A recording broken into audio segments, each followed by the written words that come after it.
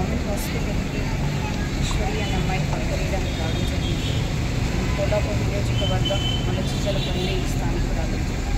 ఏదైతే మీరు నిన్నటి నుంచి చూస్తున్నారో న్యూస్, ఒక చెంచు మహిళ ఆవిడపై చేసిన అగాధ్యానికి ఇప్పుడు తన నోటి ద్వారా వెళ్తుంటైతే నాకు అసలు ఏ సమాజంలో బతుకుతున్నాం మనం అనేది క్వశ్చన్ రైజ్ అవుతుంది. 10 రోజుల నుంచి ఒక మహిళని టార్చర్ చేస్తూ అదే ఇంట్లో ఆమె ప్రైవేట్ పార్ట్స్ పైన కారం చల్లడము, ప్రైవేట్ పార్ట్స్ని బర్న్ చేయడము, మనం అసలు ఏ సమాజంలో ఉన్నాం అనేది మనం అసలు యాజ్ అ హ్యూమన్ బీయింగ్స్ మనం ఆలోచించాలి. అంటే అట్లా చేయడానికైనా వాళ్ళకి మనుషుల రాక్షసుల అనేది కూడా అర్థమవుతలేదు. అంటే ఎట్లా చేయగలిగిండ్రు అనేది కూడా విచిత్రంగా ఉన్న క్వశ్చన్ ఇది. అమ్మాయి చెప్తుంటే, తన బాధ చెప్తుంటే అసలు ఎంత నాకే కళ్ళగా నీళ్ళు తిరిగినాయి. సేమ్ టైం డాక్టర్గా ఎగ్జామిన్ చేసినప్పుడు ఎట్లా పెయిన్ భరించింది అనేది కూడా అర్థం కావట్లేదు. అంటే ఆనెస్ట్లీ స్పీకింగ్ ఆ ట్రామా ఏదైతుందో ఆ అమ్మాయి చెప్పలేకపోతుంది. అంత బాధ పెట్టారు అమ్మాయిని.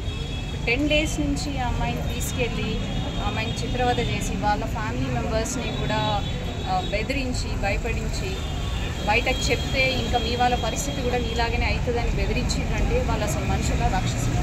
ఇక్కడ ప్రత్యేకంగా తను చెప్తుంది బండి వెంకటేష్ పేరు, బండి శివయ్య, వాళ్ళ బండి వెంకటేష్ వైఫ్, ఈ 3 పేర్లు తను ప్రత్యేకంగా చెప్తుంది.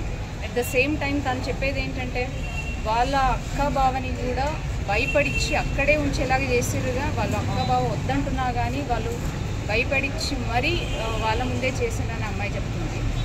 బట్ అంటే what I'm trying to tell here is, ఎంత ఇన్సేన్ కాకపోతే ఇట్లాంటి పనులు చేస్తారు మీరు, నాకు అర్థమవుతుంది. అంటే ఇక్కడ ఇంత అరాచకం 10 రోజుల నుంచి జరుగుతుంటే పోలీసులు కానీ గవర్నమెంట్ కానీ ఏం చేస్తున్నారు?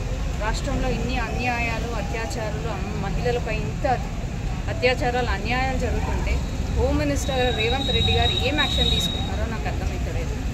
ఆల్రెడీ ఏదో కేసు పెట్టాను అని చెప్తున్నారు, ఇంకా పరారీలో ఉన్నారు. ఇమీడియట్గా వాళ్ళ మీద ఈత పరారీలో ఉన్న వాళ్ళ మీద కూడా యాక్షన్ తీసుకోవాలి. వీళ్ళు ఎట్టి పరిస్థితుల్లో బయటికి రాకుండా చేయాలి. ఈ అమ్మాయికి ప్రొటెక్షన్ ఇవ్వాలి. ఈ అమ్మాయి అండ్ కాంపన్సేషన్ కూడా ఇవ్వాలి. ఎందుకంటే అమ్మాయి కోలుకోవడానికి ఇంకా చాలా నెలలు పడుతుంది.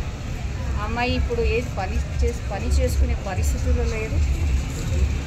వెంటనే రేవంత్ రెడ్డి గారు మీకు చెప్తున్నాను, మీకు చేత కాకపోతే మీ ఫోటో ఏదైతే హోమ్ మినిస్టర్ బాధ్యత ఉందో వేరే వాళ్ళకి అప్పగించండి. కొంచెము రాష్ట్రంలో జరుగుతున్న అన్యాయాలపై దృష్టి సారించండి. మహిళలకు పెద్దపీఠం వేస్తా ఉన్న మీరు ఒక్కసారి రోజుకి ఎన్ని అన్యాయాలు అవుతున్నాయో ఒక్కసారి కళ్ళు తెచ్చి చూడండి.